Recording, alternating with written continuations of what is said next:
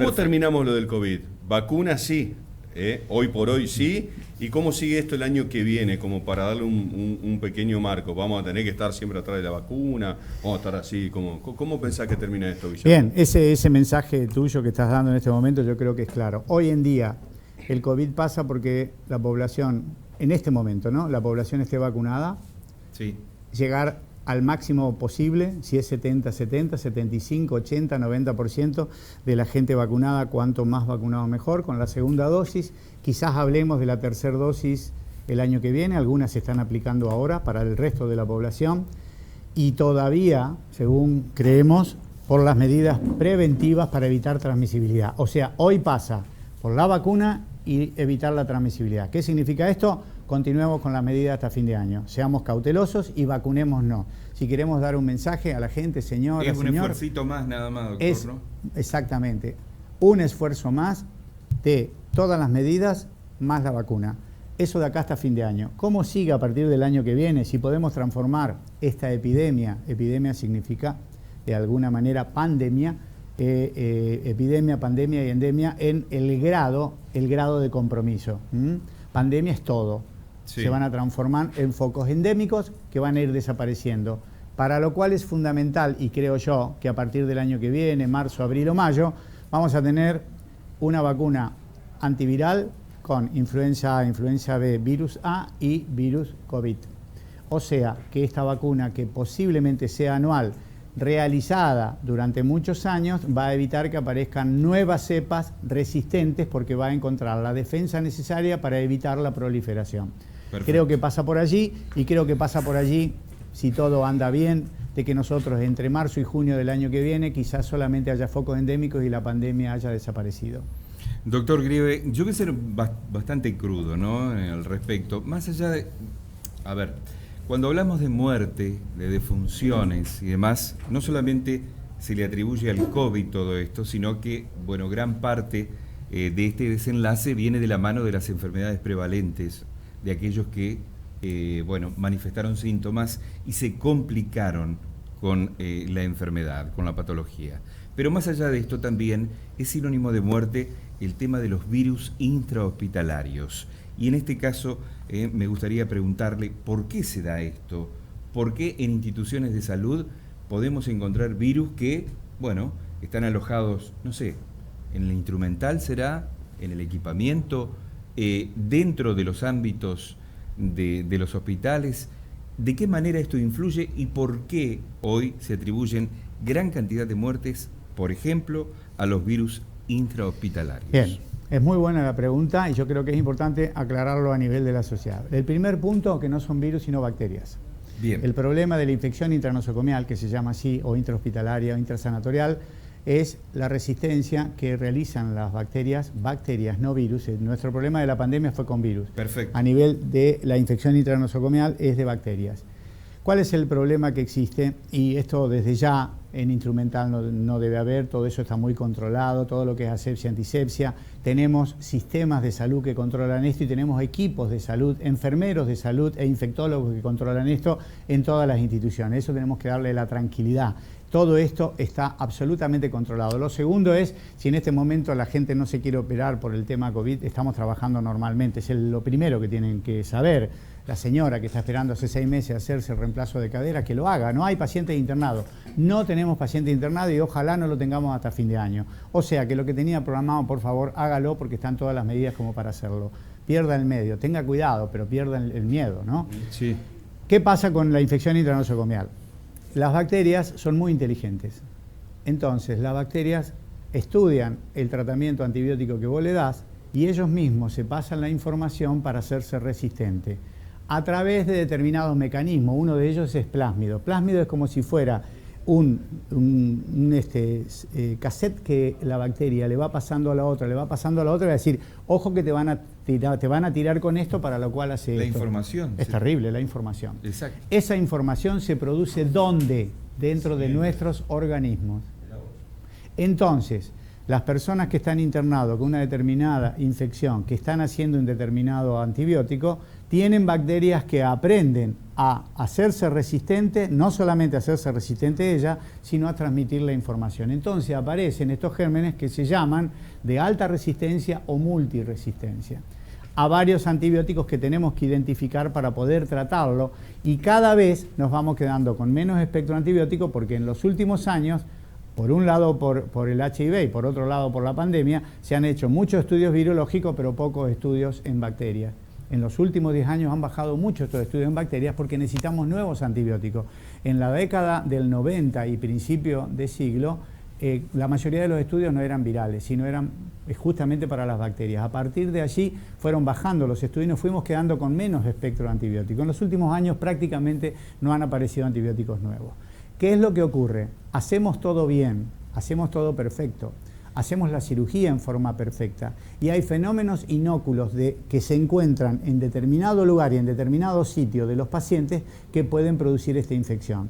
Por supuesto que puede haber algún caso que no se hayan tomado todas las medidas, pero en general no es así. La infección aparece aún haciendo todo y ahí clasificamos el grado de infección que puede tener una herida limpia del 5%, una herida sucia del 20%, y estamos atentos a darle mayor cuidado y mayor nivel de antibiótico. Ahora, de alguna manera en decirle que esto, cuidado, controlado, con tratamiento adecuado, identificación de la bacteria, porque lo peor nos ha pasado a todos es pelear contra quien no vemos. Claro. Si yo no lo cultivo y no lo identifico, no sé con qué darle. Entonces lo primero es la identificación. Lo primero es todo el sistema de prevención, cuando aparece la identificación y el tratamiento correspondiente. Pero volviendo para atrás, es un tema muy importante de la medicina actual. Nosotros tenemos este problema y el mundo tiene este problema. Cada vez es más esta infección intranosocomial que tratamos de evitar aún haciendo las cosas bien. No virus. Bacterias. Está mal dicho, se agarró un virus intrahospitalario. No, bacterias. Es una bacteria. La infección intranosocomial está dada por bacterias u hongos. La infección que estamos hablando son virus. El equipamiento que utilizan los médicos y que se utilizan en los centros asistenciales obviamente está esterilizado. Absolutamente y controlado. Y no solamente eso, sino las medidas. Yo tengo un tiempo para limpiar la herida, para colocar antisépticos, una técnica adecuada para evitar que haya hemorragias o infecten, un tiempo adecuado de cirugía y un control adecuado postoperatorio o de la patología correspondiente. O sea, esto tiene toda una metodología que se sigue adelante. Aún así, pueden aparecer infecciones, sí lo dije, dependiendo del tipo de heridas, dependiendo del paciente y los factores de riesgo. En entre el 5 y el 25%, dependiendo de las características. Y cuando aparecen, lo más importante es identificar perfectamente para hacer el tratamiento adecuado. Pero es un problema actual de la medicina, ¿no? Yo te quiero liberar porque tenés 800.000 pacientes que te están esperando y para nosotros es un placer que tener las puertas abiertas, que se hace las veces que quieras. Te quiero llevar porque hasta antes de la pandemia nosotros hablábamos del accidente nuestro de cada día. Ahora estamos hablando de la piña y el fallecimiento de la muerte de cada hora, de cada día. De que se abrió, post pandemia, estamos pegando unos palos que hasta terminan los comisarios arriba de una garita, otros despistando, los trailers reventados, pero se viven pegando las piñas que tenemos un deceso por día fácil en las rutas de entrerrianas, todo el país, pero digo, las rutas de entrerrianas, en las ciudades. ¿Me pasás el último que tenías ahí en el WhatsApp? Esta peña, la de reporte 100.3, acaban de dársela hace nada, media hora. Y son piñas grosas, ya no es que ahora mirá que el rayo, no, son trompadones. Ahí tenés, mirá, ahí tenés. Esto es media hora. Sí. Un remis, ¿Con la cabeza del vidrio? Sí, la cabeza del vidrio. La cabeza se azotó, ¿no? El airbag. Gracias a Dios saltó el airbag del acompañante y le debe haber salvado la cabeza. Ahí vemos el airbag, hecho pelota como todo. Digo, dentro de la ciudad nos pegamos unas piñas que son monumentales. En las rutas terminan todos muertos. Es estrés, locura por salir, me chupa todo, ya sabes qué cosa, porque estamos desesperados de la hora de salir y cero problema. Desesperación, angustia, nos olvidamos de conducir. ¿Qué pasa? Que nos estamos matando, pero en serio, mirá la piña esta es de la media hora. Y no sé, todavía no indagamos si vive o no el acompañante, pero es un fallecimiento y ya no es ni contra moto, ni nada, es todos contra todos, Bien. Primero decirte que lo que tú dices, nosotros tuvimos la repercusión. Nosotros pasamos de tener en pandemia tenemos 16 camas, para lo cual teníamos una cama para politraumatismo por accidentología, una cama. Vamos a recordar, toda esta historia comienza en el año 2007, cuando empezamos con la campaña que sin ustedes no hubiéramos podido llegar a ser la ciudad que más accidentes y más chicos se morían, porque no llevaban las medidas y no llevaban casco, más chicos se morían. Estoy hablando de 60 a 70 muertes anuales y de 150 a 160 chicos que quedaban lesionados por año en la ciudad de Paraná.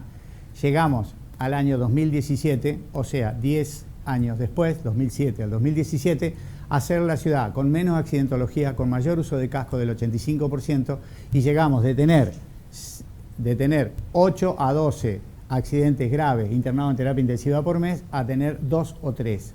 Esto significa que la última estadística que llevamos antes de la pandemia nos hablaba entre 50 y 60 accidentes graves al año y solamente entre 10 y 12 muertes. A eso llegamos, pasar de 60 a 10. Imagínense, 50 chicos por año que no se morían y más de 100 chicos que no quedaban lesionados. Campaña exitosa. Para lo cual en estos 35 años que hemos ejercido hemos hecho muchas cosas por muchas patologías, pero de ninguna manera ninguna se acerca a esta.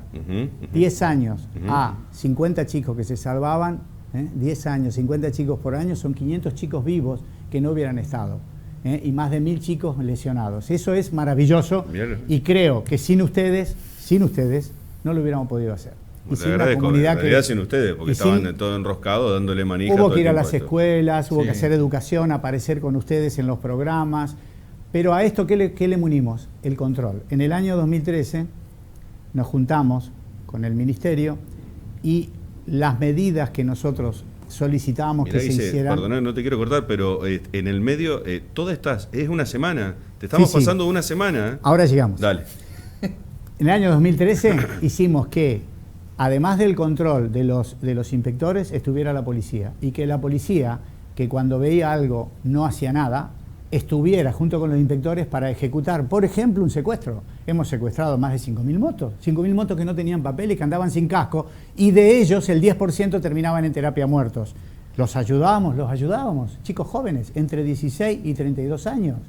Todo esto se presentó en los congresos nuestros, nosotros lo presentamos como pilar. Las otras, vieron que hicimos videos con gente reconocida de nuestro medio, sí, esos videos se pasaron a otras provincias. Sí, sí. En ese sentido fuimos un ejemplo. Llega el año 2020, viene la pandemia, andábamos muy bien, con un control relativamente básico. La pandemia, nadie andaba, no pasaba nada. Ese control básico bajó aún más. ¿Qué pasó en el mes de julio? Se empezaron a liberar, la gente empezó a salir, empezó a utilizar más. ¿Nos olvidamos de manejar? En forma más imprudente, admito, más imprudente, se invirtió la accidentología, superó las motos, los autos, como tú presentaste aquí, pero ahí es donde llegamos a un punto muy importante. Estábamos con un estadio de fútbol donde no iba gente, donde teníamos 5 policías en la esquina. Sí. Boca River, tengo que poner 900 policías. 2000. Nosotros nos olvidamos del Boca River, ahora en la ciudad tenemos que controlar mucho más. Claro. Ahí es donde está el punto. ¿A los autos? Todo, autos, motos, tenemos que volver a controlar porque la gente volvió a una situación anterior donde controlábamos mucho y después menos. Ahora tenemos que volver como al principio a controlar. La educación es importante, sí, la vamos a volver a hacer, pero también es muy importante el control.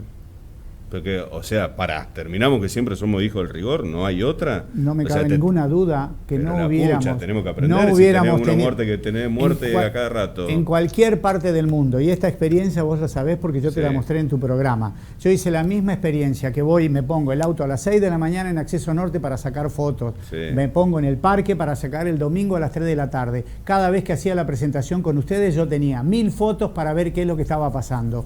Todo eso... Toda esa organización es la que transmitimos para que haya un control. Si eso mismo yo lo hice en Brasil, lo hice en España. Y siempre me pregunté, bueno, Holanda ustedes saben que es mayor uso de motos. Nunca vi en una esquina, por ejemplo, 300 motos esperando un semáforo y no hay accidentes, pero hay un control exhaustivo. ¿Y la falopa? Siempre, ¿Y el alcohol? Siempre me pregunté. ¿Y el celular? Estoy de acuerdo en eso. Siempre me pregunté, en Holanda, con 300 motos en un semáforo, ¿qué pasaba si no había control? Es seguro que llega el descontrol.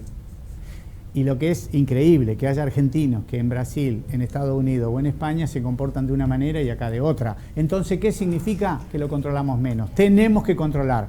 La educación y el control es la base que la accidentología disminuya, que las muertes disminuyan y las lesiones disminuyan. Es fundamental. Entonces, recordar, estamos en un Boca River, no juguemos con un equipo de la primera C, no, está en primera A ahora y tenemos que controlar como lo hacíamos antes. De nuevo los medios operativos para todos lados. Si no controlamos, estamos en una situación muy particular que nos obliga a otro tipo de control. Ojo, que es muy importante el programa de ustedes para llegar, porque creo que esta lectura no se hizo. Creo que sí, le pregunté a la Romero hace... A la Romero, mirá. ¿A la ministra? Chancho, como muchacho, a la ministra de Romero, le digo la misma pregunta. Tenemos la muerte nuestra de cada hora, de cada día. Me dice, ahora vamos a empezar toda una campaña. Le digo, ¿y esto no se abrió las fronteras todavía? Recién, era antes del 1 de noviembre. La semana pasada era 16 camas, 8 pacientes en respirador por accidentes. No teníamos esto desde el año 2007. Bueno, ahí tenés los números concretos. Digo, y no se habían abierto las fronteras, y viene el operativo verano, y viene que ahora que el previaje, y tantos locos se olvidan de manejar, tanto desesperados, muerto de calor, le importa a todo el mundo 3 carajos, luego haber estado encerrado, depresivo. Ahí está la entrevista que le habíamos hecho en motivo del aniversario de ¿cómo es? De Piedras Blancas. Y dijo que sí, que viene una etapa de rigurosidad, hasta el seguir decirle, disculpe, yo, también, prohibir no se puede, pero qué sé yo, una especie de sugerencia persuasiva de la policía de que los camiones no transiten por la madrugada las rutas de entrerrianas. Digo, descanse allá, échese a dormir, a las 4 siga, No, usted está entrando a la ruta entrerriana para el control policial, 12:30, vas a descansar allá. No, mire que yo no llego, póngase a descansar allá. No, no me puede prohibir, no le estamos prohibiendo, pero vaya a descansar allá hasta las 4 y siga su camino. Se la están poniendo a la madrugada, están matándose entre todos, están despistando todos, vienen todos quemados, cansados, están todos desesperados por las entregas. En cualquier parte, ¿viste? Estamos muy complicados. En cualquier parte del mundo, no respetar las normas es un delito. Todavía no tenemos esa idea nosotros. En Brasil, una persona que no usa casco va presa. Todavía entendemos que no es un delito. Es un delito porque después el Estado es el que va a llevar adelante el tratamiento de esa persona y se tiene que aprender a cuidar con las normas, educándolo, pero también con el control. Guille, querido, desde ya muchas gracias, ha sido muy provechoso esta entrevista. Te aclaro que te voy a cortar en 400 partes porque es todo muy valioso para varios programas durante todo el mes, casi para lo que queda del año. Gracias por venir. Muchas gracias a ustedes, un gusto estar acá y poder llegar a la gente. Muy amable, el doctor Guillermo Grieve.